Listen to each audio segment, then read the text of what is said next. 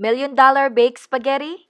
Yes, yan ang lutuin natin today. Hi everyone, my name is Ria. In today's video, ayun na nga, magluluto tayo ng baked spaghetti. Ito yung tinatawag na $1,000,000 baked spaghetti at ito yung take ko sa dish na ito. Malalaman nyo later sa video bakit ito tinatawag na $1,000,000 spaghetti. Alright, so mag-umpisa tayo sa mga sangkap. Kailangan natin dito ng ground beef, pasta sauce, gagamit rin tayo ng mozzarella cheese, Parmesan cheese, at kailangan din natin ng cream cheese, asin, chili powder, ground black pepper, ano pa? Okay, all-purpose cream, butter, yellow onion, celery.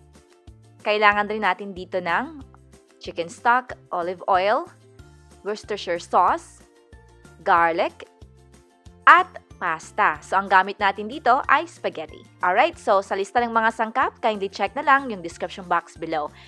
So, ang una natin gagawin sa isang bowl, i-combine natin yung softened na cream cheese at all-purpose cream. Importante talaga na soft yung cream cheese para mas madali natin itong haluin sa all-purpose cream. At kapag nahalo na ito, iset aside lang muna natin.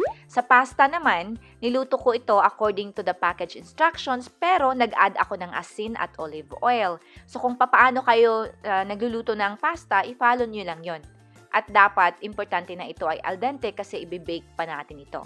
Alright? Then, ilagay natin dito, i-coat natin yung pasta ng cream cheese at all-purpose cream na mixture. So, as much as possible, dapat magiging like even yung pag-contribute ng cream cheese mixture sa pasta para mas masarap. Alright, iset aside natin yan. Kasi next, ang gagawin natin ay kukuha tayo ng isang malaking pan, or dito in my case, gumamit ako ng wok, nilagyan ko ng olive oil on medium heat. At kapag ito ay mainit na, unahin na natin gisahin yung yellow onion. You can use red or white onion. Ito yung yellow ang available sa akin. So, yan ang ginamit ko. Gisa-gisa hanggang sa ito ay magiging translucent. Then, nag-add ako ng butter, mga around, I would say 2 or 3 tablespoons ito. Pero nasa description box naman yung lista ng mga ingredients. Okay? Then, gisa-gisa rin, inilagay ko yung celery. Mga about 3 minutes ito ang paggisa natin ng celery at onion. Then, yung sa garlic, unfortunately, hindi ko na-press yung record button, pero nag-add ako ng garlic, gisahin, luto ng garlic, hanggang sa ito ay mga moy na. At magiging like golden brown in color, and then after that, i-add na natin yung ground beef.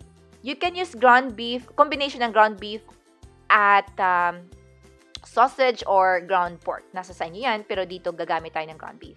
So, dinurog-durog ko lang yan, katulad ng nakikita niyo dito. And then, naglagay ako ng ground black pepper, chili powder, at asin. Ito yung mga pampalasa natin. Nag-add din ako dito ng Worcestershire sauce. Kung feeling nyo, binutcher ko yung pag-pronounce ng Worcestershire, hayaan nyo na. Okay?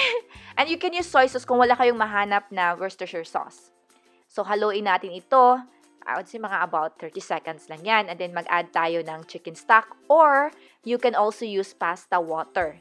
Then, tinakpan ko lang ito ng I would say mga about 5 minutes lang.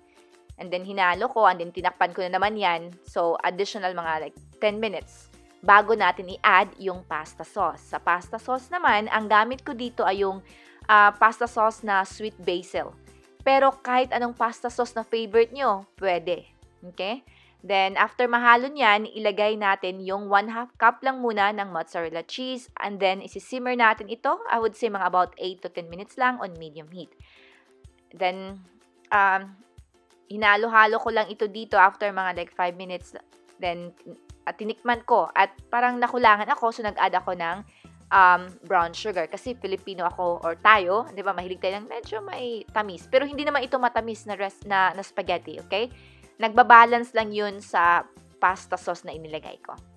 Then, ito na yun. Pag luto na yung meat sauce natin, kukuha tayo ng baking dish. Ang gamit ko dito ay yung 9 by 13 inch na baking dish. Okay? So, ang una, meat sauce, pasta, and then last na yung mozzarella cheese at Parmesan cheese.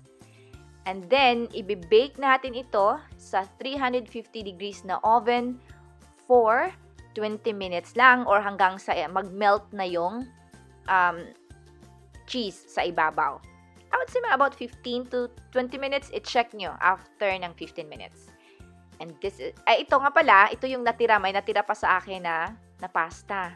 Kasi hindi nagkasya doon. So, later on, pwede naman natin yung gamitan. And this is what it looks like after ng 18 minutes yung sa akin kasi nag-melt na yon.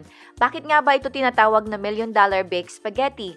Kasi ito ay para na siyang like combination ng spaghetti at meaty na lasagna. At nililayer din nila yung cheese. Yung sa akin naman, kinukombine ko yung cream cheese at all-purpose cream at doon ko kinocoat sa pasta mismo. And then, naglagay rin ako ng half cup ng mozzarella, Parmesan cheese sa mismong sauce.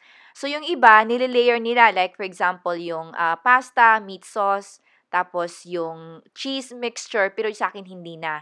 Pero andun pa rin yung, kumbaga yung ibig sabihin ng $1 million na maraming cheese nililayer sa baked spaghetti na ito. I hope it makes sense. Kung hindi man, check nyo lang sa Google. Okay? Alright guys, that's all for today's video. Totally recommend this recipe. Masarap, hindi kayo ma-disappoint. At sana itry nyo. And yun na nga, that's all for today's video. Thank you so much for watching. And as always, you guys take care and Merry Christmas.